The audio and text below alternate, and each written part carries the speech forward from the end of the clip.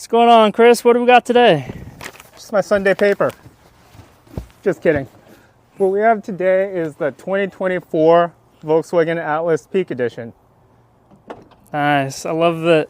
What's the color we got? So this is called a avocado metallic green.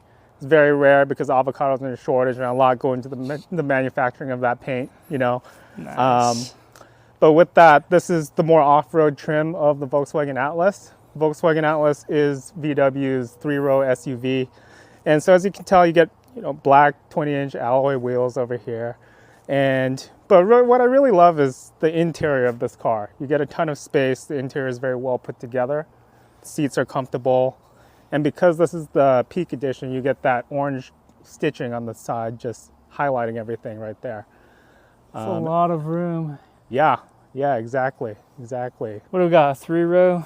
3-row, exactly. So, actually this is our first 3-row SUV, so we have a lot of room for our CarQuickie today. Nice. I like the privacy window for all those CarQuickies. Exactly. Got to roll up the shades, right? Yes, sir. Yep. But yeah, moving on to the front. So, in the front, what I really love about this car is the visibility, as well as everything is just very cleanly laid out. You can tell there's not a lot of buttons jamming you up. It's very nice materials. The fine touch and feel is very good in this car. Very roomy up in the front as well. Yep. Love the sunroof or the moonroof. Looks really nice. Exactly. You need more moonroof space for your stargazing when we're doing the CarQuickie, So, Yes, sir. Being the Peak Edition, you got that badging right there to let people know, obviously. And then moving on to the front. So, really love the front fascia on this car.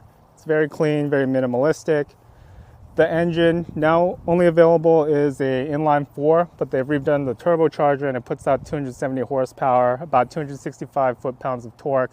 And with that, you can tow 5,000 pounds, so plenty enough for your weekend expeditions. Very awesome. Yeah. What do we got for the price point? It's about $50,000 out the gate for this package, but $35,000 is base. Ooh, so in this day and age, not bad at all. Horsepower, torque? 270 horsepower and 265 foot-pounds of torque. Awesome. Yeah. Well, guys, that's our CarQuickie for the day. We out.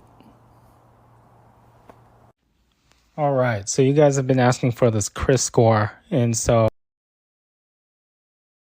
basically we ranked the vehicle on 10 categories and one bonus category, the miles per hour on the bottom. Those 10 categories were interior styling, user experience of the infotainment center, comfort, exterior, fuel economy, engine sound, because I care about that a lot, performance, functionality, value, and driving experience.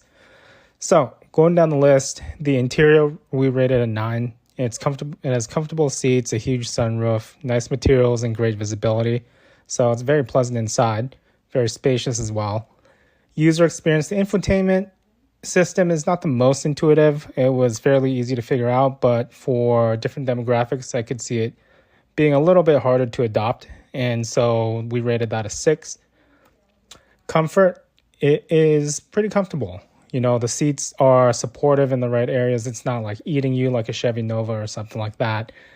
The ride is firm, like a lot of German cars, and it's not floaty. So for a 3-row SUV, it's pretty comfy.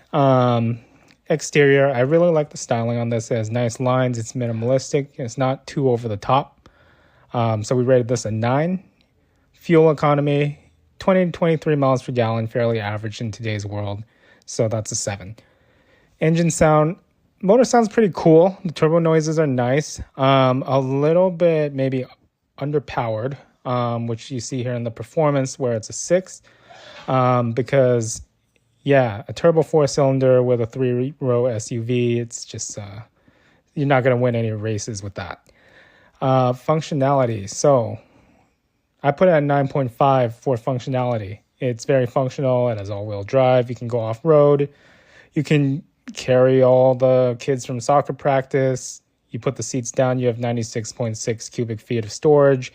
So it's very versatile. It's a good all-arounder. And so for the value, I'd say it's a 9. since the MSRP is $37,000 to $53,000, depending on what trim you get. It's good value. And lastly, driving experience. Very pleasant to drive, low body roll, it feels planted, and that ties into the miles per hour. I'd put it at a 9. It's fun to drive. It's nice. You're not winning any races. You're not doing any extreme off-roading, but for your normal daily, you put that huge sunroof back and you turn on Journey or something and you have a good time. So, going to these charts, I do a little bit of Excel and finance in my daily life. And so in this chart shows total it is 89.5 out of 100, pretty good. And looking at the scatter plot, you can see that, in terms of the hard performance metrics like fuel economy, etc., it's not the strongest there. But in terms of functionality, the value, driving experience, and just like stuff that would matter for your normal day-to-day, it scored pretty well. So CRIS score is 89.5 out of 100.